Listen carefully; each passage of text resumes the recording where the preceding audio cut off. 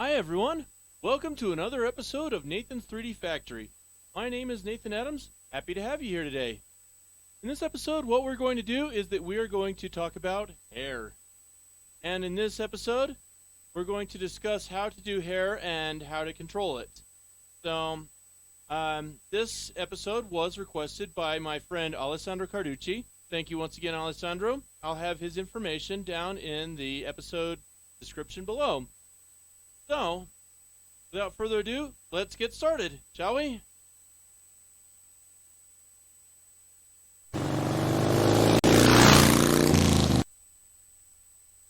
Alright, so, here we have a scene where we have this hair. So it looks like a pretty nice little head of hair, doesn't it? So, let me go ahead and show you just what kind of things I had to do. So I'm going to end up deleting these and just starting over from scratch, okay? So let's see. So first of all, get rid of all these. First of all, we'll take care of these items. Okay, so now we have a totally bald head, right? So what I want to do first is show you that I have this divided, this scalp. So I've created a head and a scalp. It's not a perfect scalp, I'm going to tell you that right now. So you can tell that I did some experimenting, but after a lot of experimenting, I got it. Or at least some semblance of got it. Yeah? So, first thing we're going to do is we're going to create some particle systems. So, this one we're going to call bangs. Okay. Bangs. There we go. We're going to add a couple more. We're going to do crown.L. Oh yeah. Also want to make sure that it's there. Crown.L. Crown.R. Crown.R. Okay? So, let's see. I'm going to check my vertex groups to see if there are any more. I think those were the only three that we had. Okay? Oh, yes, we had hair length. But you know what? That's going to be another thing. We're going to discuss that in a moment. So, first thing we want to do is we want to change all these from these little bumps here, these particles, to hair. There we go. We got hair, hair, hair. All those are hair. Now, I have this thing set up now to where, as you can see, we have hair kind of swooping in one direction. I'm going to explain how to do that one. So, we also have this curve, this Bezier curve right here. Now, on this Bezier curve, I have this set up so that it's not just a curve, but it's also a force field. This force field, if I turn that off, I have all that right there. So, you like how I'm just reversing everything and undoing all my awesome work that I did? But I want you to see what I'm doing here. So, this curve, what we're going to do is we're going to enable a force field. And I want to change that from force field of type force to curve guide.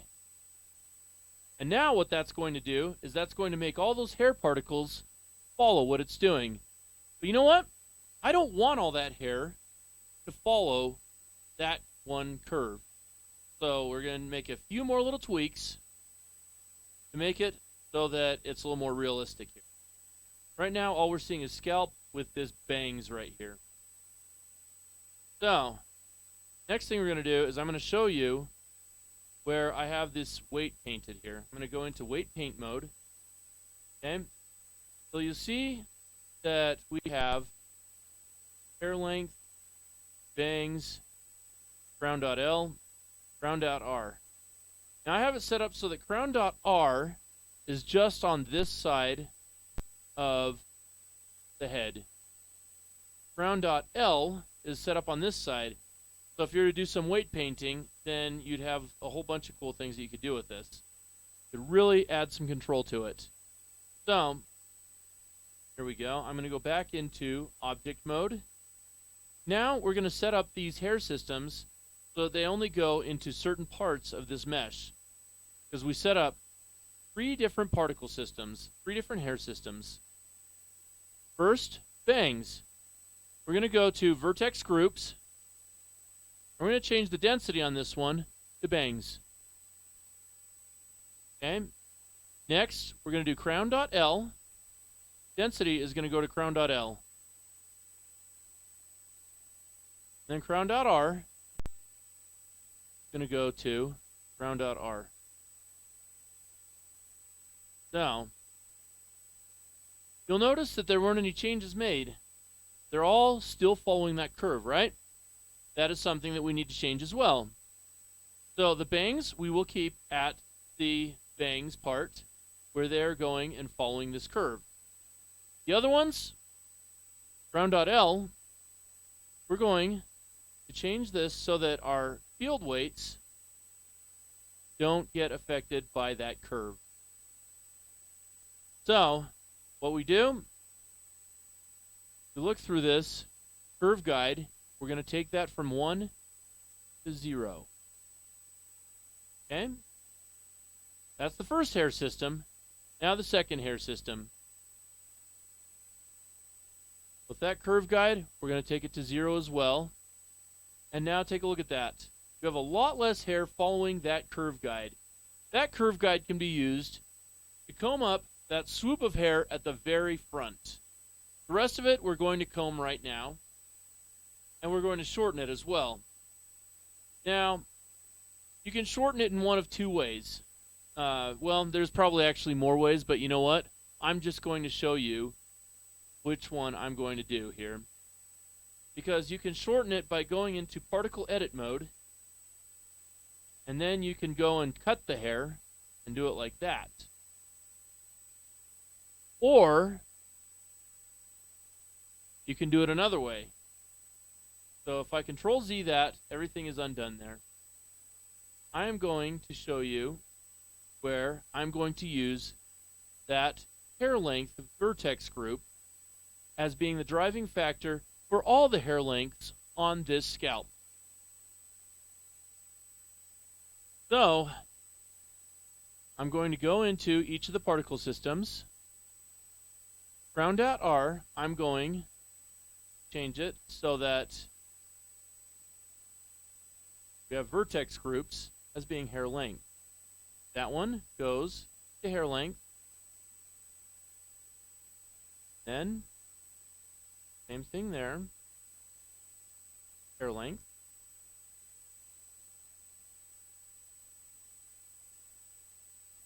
Then, things. Also do a hair length as well. So, here's a little of that we have to do there. Then, I'm also going to enable hair dynamics. Hair dynamics for each of those. So, here we go.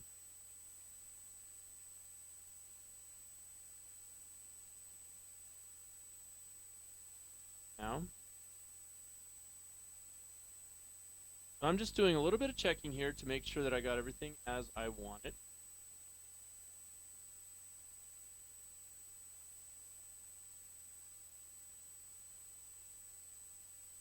Now, let's see. Next thing that I want to do,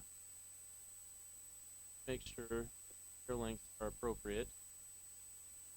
In fact, I'm going to hair lengths down.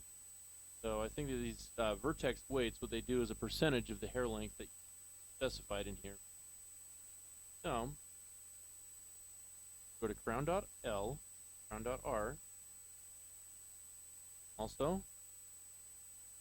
going to children on both, around each, okay, 3 of them.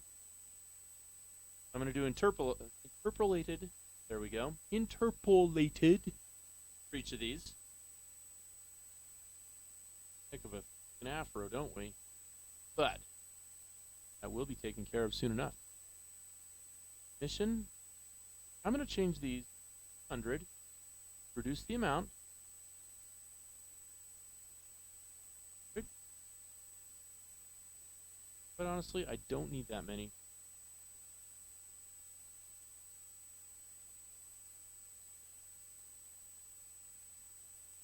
That way, it's just all taken care of. Then,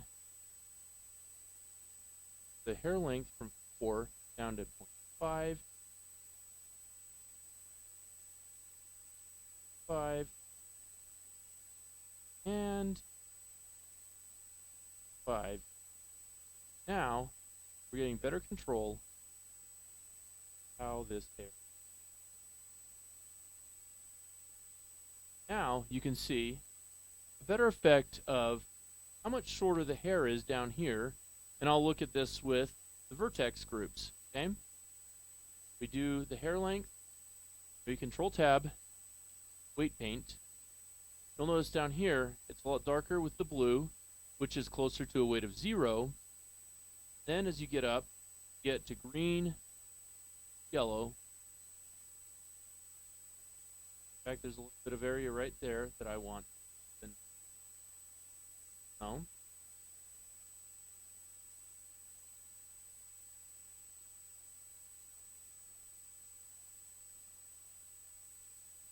That'll lengthen the hair in that spot. We had kind of a bald patch there. Well, bad idea that I actually did it right there. I'm keeping it short over here because I'm going to have it so it's parted, so it's combed over this way.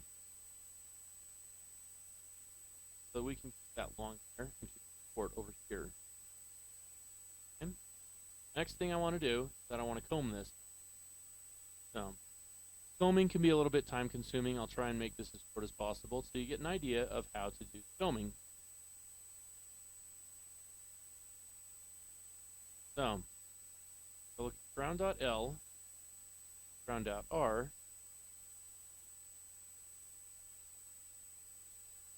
crown.R. I don't want to cut it right now. I want to comb it. Go to comb.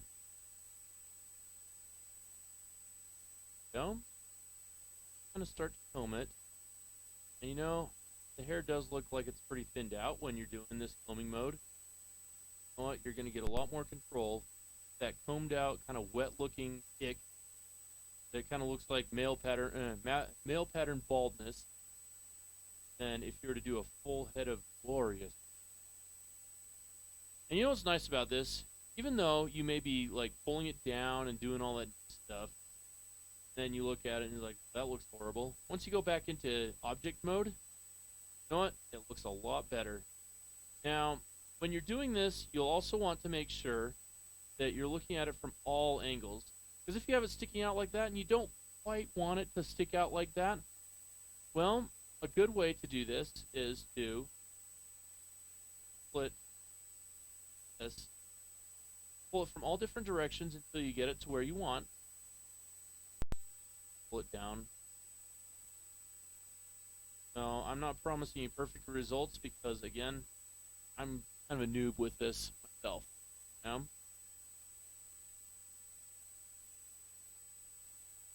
Been doing Blender for years, but I've never really delved into doing hair particle systems. A lot of my characters will end up bald, or they'll end up being a cartoon, really. You know? It'll be a cartoon where you don't really need to have this amount of detail. So, like, I don't get a whole lot into like the photorealistic myself, and it's awesome to know, and it's it's a really good skill. But that's not my artistic style either. No. But I have been studying a lot on this to make sure that I'm doing it right. And even with all that study, I can't guarantee that I am doing it right. So, anyway, I've dwelt enough on this part of it. What? I should get the other parts of this hair system as well. The bangs I'm going to leave alone because those are entirely controlled by that curve guide. But these parts, yes, I do want them so that they are just kind of naturally part of the head. So, now on to crown.L. We're going to comb those. Now, for some reason I cannot get it. That's because I'm doing vertex groups. I should not be in vertex groups. I should be in hair systems. This would really help if I was thinking ahead, folks. So, plus, we are pressing on. So, I'm done with this hair combing. I'm going to take a look at the final result. I've learned my way, not necessarily the right way, but my way of doing hair systems.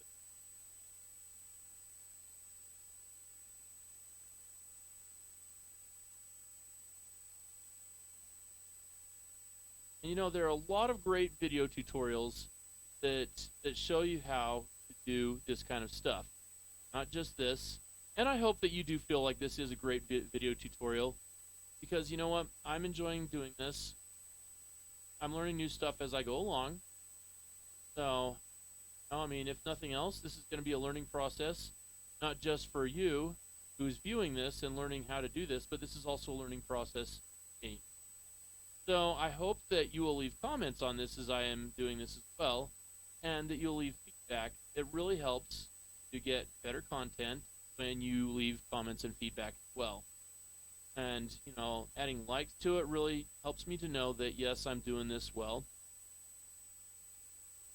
And, you know, makes me want to keep going and keep giving you good content, or to make my content better. So I highly encourage that you check out that stuff, that you leave comments for me, and that you leave feedback, because this feedback is essential. So anyway, I'm rambling, but I figured it was also a good time to put that out there. So, let's see. Do a last little edit right here. Hope that's good. Kind of a bit straggly, but it's a lot better than what it was with that huge, scary afro. Okay. Now, if I go Control-Tab back into Object Mode, it's better. Now we have a little more control on this. So, we have all this taken care of now where we have a hair shape. We can add more edits to it later. Now, I'm going to go back to that Bezier curve and show you what I can do with that. So, we go into Edit Mode by pressing Tab. I can take that, and I can control where this hair goes right here. So if I decide that I want to take it back a little further, then I can do that. I can also do things where maybe I want to do some soft body curves. It gives a little bit more control than just doing the plain hair system. So you can do all types of things with these Bezier curves to guide your hair. It's not just for, say, the bangs and the front swoop and all that cool stuff, but it can be used for ponytails, for braids, for double pigtails, and all types of things. And you can do multiple curves. You don't have to do just one. So that is how you do some of the hair system and how I've been doing it.